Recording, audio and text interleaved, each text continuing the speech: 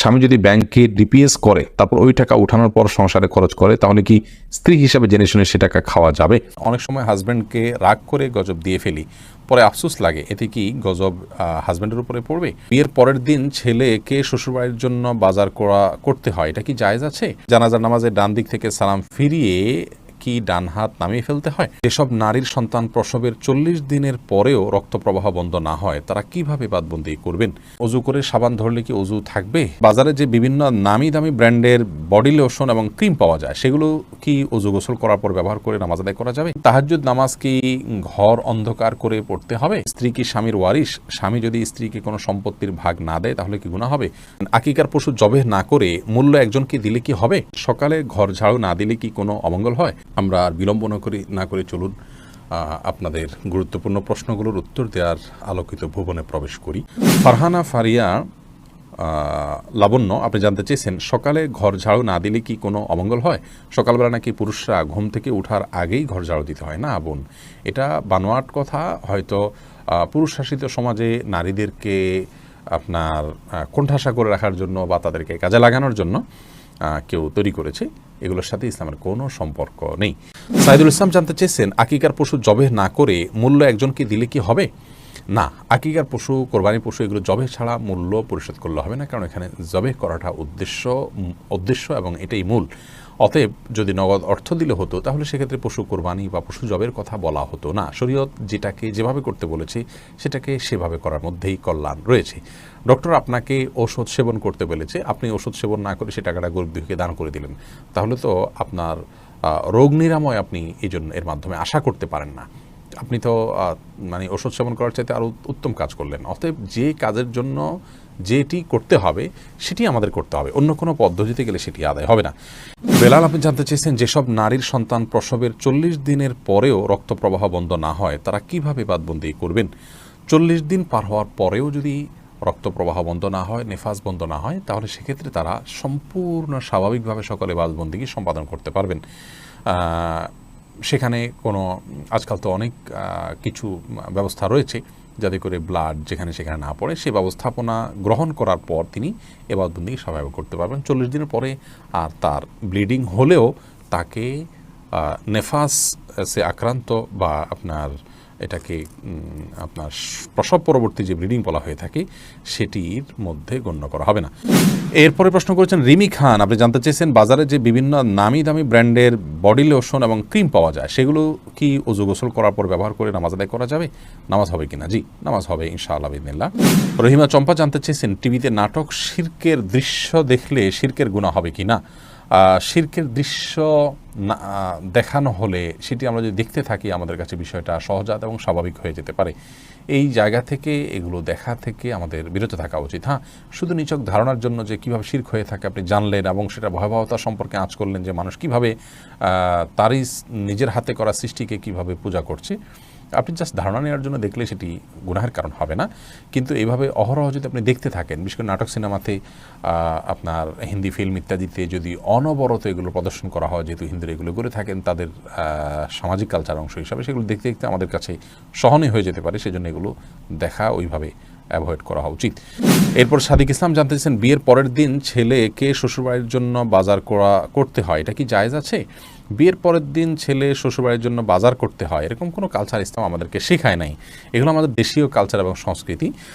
ছেলে যদি সন্তুষ্ট হয়ে নিজে থেকে শ্বশুরবাড়ির জন্য কিছু করতে চায়, উপহার দিতে চায়, ভিন্ন কথা, কিন্তু এটাকে আপনার কালচার বানিয়ে যদি আমরা আদায় করি এবং ছেলে আপনার অপারগ হলেও এটা দেওয়ার জন্য তাকে আপনার কষ্ট করতে হয় এবং দিতেই হয়, তাহলে সেই সংস্কৃতি অবশ্যই প্রশংসনীয় নয়। সত্তার তালুকদার জানতে চেয়েছেন স্ত্রী কি স্বামীর ওয়ারিশ? স্বামী যদি স্ত্রীকে কোনো সম্পত্তির ভাগ না দেয় তাহলে কি গুনাহ হবে? যে স্বামী স্ত্রী একে অন্যের ওয়ারিশ, অতএব স্ত্রীর আপনার স্বামীর মৃত্যুর পর স্বামীর সম্পদে ভাগ পাবেন। সন্তানরা যদি থাকেন তাহলে একরকম, কোনো সন্তান না থাকলে আরেক রকম, কিন্তু ভাগ পাবেন। অতএব স্বামী যদি তার স্ত্রীকে বঞ্চিত করেন সেটি তার অবশ্যই গুনাহের কারণ হবে। সামিয়া ফেরদৌস জানতে চেয়েছেন তাহাজ্জুদ নামাজ কি ঘর অন্ধকার করে পড়তে হবে, এর কোনো ভিত্তি আছে কি? তাহাজ্জুদের নামাজ এটা আমরা ঘর অন্ধকার করে লাইট বন্ধ করে পড়তে হবে এর কোনো ভিত্তি নেই। বরং সেটা আপনার যেভাবে হিসেবে আদায় করতে পারেন। আপনার মনোযোগের জন্য আপনি যদি আলো আধার করে নিতে পারেন, ডিম আলো করে নিতে চান, তো সেটি করতে পারেন, কোনো অসুবিধা নেই। তবে অন্ধকারেই পড়তে হবে এমন কোনো বাধ্যবাধকতা বা নিয়ম নেই। এরপরে উম্মে সালমা রিহা, আপনি ইউটিউব চ্যানেলে প্রশ্ন করেছেন, অনেক সময় হাজব্যান্ডকে রাগ করে গজব দিয়ে ফেলি, পরে আফসোস লাগে, এতে কি গজব হাজব্যান্ডের উপরে পড়বে? না বোন, এর কারণে হাজব্যান্ডের উপর গজব পড়বে না। কোরআন কারীমের একটি আয়াত থেকে স্পষ্ট বোঝা যায় যে রাগের মাথায় যখন মানুষ এই ধরনের বদদোয়া দিয়ে ফেলে, আল্লাহ রাব্বুল আলামিন সেগুলোকে বাস্তবায়ন করেন না, এবং তবে এটি একটা অন্যায় কাজ।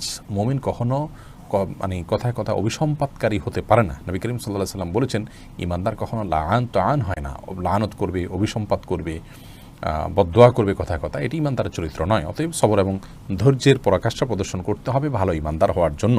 এরপরে রোদেলা রিসান ভুঁইয়া, আপনি জানতেছেন গরু ছাগলের বট খাওয়া কি জায়েজ? জি, এটা সম্পূর্ণ জায়েজ, তবে এটা যার যার রুচির ব্যাপার। কারোর যদি ভালো লাগে তিনি খাবেন, কারোর ভালো না লাগলে তিনি খাবেন না, একান্তই তার ব্যাপার। সাইফুল ইসলাম জানতে চেয়েছেন, জানাজার নামাজের ডান দিক থেকে সালাম ফিরিয়ে কি ডান হাত নামিয়ে ফেলতে হয়? এমন কোনো বিষয় আবশ্যক নয়, আপনি দুই দিক সালাম ফেরানোর পরেই হাত খুলতে পারেন। এরপর হারাকাতুল্লাহ এটি থেকে আপনি লিখেছেন, ভুলে যদি কোরআনে পা লেগে যায় এজন্য বড় কোনো পাপ হবে কি? না, ভুলে যদি পা লেগে যায় তাহলে কোনো বড় পাপ হবে না, কারণ মানুষের ইচ্ছার বাইরে কিছু হয়ে গেলে সেজন্য আল্লাহ তাআলা মানুষকে পাকড়াও করবেন না, কারণ এটা মানুষের সাধ্যের বাইরে। লা ইউকাল্লিফুল্লাহু নাফসান ইল্লা উসআহা, মানুষের সাধ্যের বাইরে কোনো কিছু আল্লাহ তাআলা মানুষকে চাপিয়ে দেন না। বিধায় ইচ্ছার বাইরে লেগে গেছে, এর কারণে আপনার কোনো গুনাহ হবে না। তবে হ্যাঁ, আপনি সাবধান থাকতে হবে যেন আল্লাহর কালামের প্রতি অসম্মানমূলক কোনো কিছু আপনার দ্বারা না ঘটে। ইচ্ছাকৃত করলে তো সেটা কুফরি হতে পারে, আল্লাহর কোরআনকে ইচ্ছাকৃত অপমান করলে, অবমাননা করলে সেটা তো ঈমান চলে যাওয়ার মতো বিষয় হতে পারে। বাকি অনিচ্ছাকৃত হলে কারণে কোনো গুনাহ হবে না। সতর্ক থাকার চেষ্টা করতে হবে পরবর্তী সময়ের জন্য। আশরাফুল ইসলাম বিপ্লব, আপনি লিখেছেন, আমি রাতে ঘুমোতে গেলে শুধু খারাপ কথা চিন্তা হয়, খারাপ চিন্তার কারণে ঘুমোতে পারি না, তো আমি কি করে সেটা থেকে মুক্তি পাবো যদি একটু বলতেন। খারাপ কথার ধরনটা কি ভাই বিপ্লব? সেটা বলতে পারলে বোধহয় আমরা আপনাকে সহযোগিতা করতে পারতাম একটু ভালোভাবে। খারাপ কথার মানে যদি হয় যে আপনি বিভিন্ন পাপ এর কল্পনা জল্পনা করেন, তাহলে সেক্ষেত্রে তো আপনি কল্পনা জল্পনার কথা মাথায় আনার সঙ্গে সঙ্গে আল্লাহর ভয়ে, আল্লাহর কাছে পকড়াওর ভয়ে আপনি সরে আসবেন। ইচ্ছাকৃতভাবে মনে মনে জেনার কল্পনা করা, চিন্তা করা, এগুলো তো হারাম। আল্লাহ তাআলা আমাদেরকে হেফাজত করে হারাম কাজ থেকে নিজেকে বাঁচিয়ে রাখতে হবে, এবং এটা এক প্রকারের জেনা, অর্থাৎ আমি মনে মনে চিন্তা করলাম, সেটাও কিন্তু মনের জেনা হয়, বিধায় এখান থেকে বাঁচিয়ে রাখতে হবে নিজেকে। আর খারাপ চিন্তা বলতে যদি হয় আল্লাহ তাআলা সম্পর্কে নেতিবাচক কোনো চিন্তা আসে, তাহলে সেক্ষেত্রে বাম দিকে থু ফেলে আমানতু বিল্লাহি ওয়া রাসূলিহি পড়বেন। আর মনে রাখবেন, এই আল্লাহ সম্পর্কে বাজে চিন্তা আসলে এটা আপনার একটা ইন্ডিকেট যে আপনার মধ্যে ঈমান আছে, শয়তান আপনাকে ঈমান হারা করার চেষ্টা করছে, অর্থাৎ আপনি শয়তানের উপস্থিতি এখানে টের পেয়ে আল্লাহর প্রতি আরো ঈমানকে শক্তভাবে আপনি ধারণ করতে পারেন ইনশাআল্লাহ। তার ওমরে ফারিয়া, আপনি লিখেছেন, স্বামী যদি ব্যাংকে ডিপিএস করে তারপর ওই টাকা উঠানোর পর সংসারে খরচ করে, তাহলে কি স্ত্রী হিসাবে জেনে শুনে সে টাকা খাওয়া যাবে?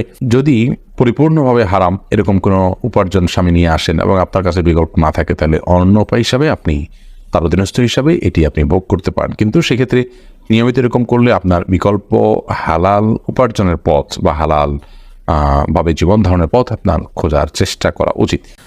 তাসনিম আরা তাশফিয়া জানতে চেয়েছেন, অজু করে সাবান ধরলে কি অজু থাকবে? কোনো অসুবিধা নেই, সাবান ধরলে অজু থাকবে।